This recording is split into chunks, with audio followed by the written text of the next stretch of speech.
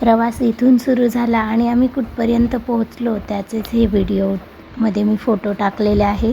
दिदू माझी 1 महिन्याची झाली होती तेव्हा हा फोटो, आणि ही 2 महिन्याची झाली होती तेव्हाचा हा फोटो आहे. आणि मग मी मिशोवरनं तिच्यासाठी हा फ्रॉक ऑर्डर केला होता, त्यामुळे हा फोटो टाकला होता.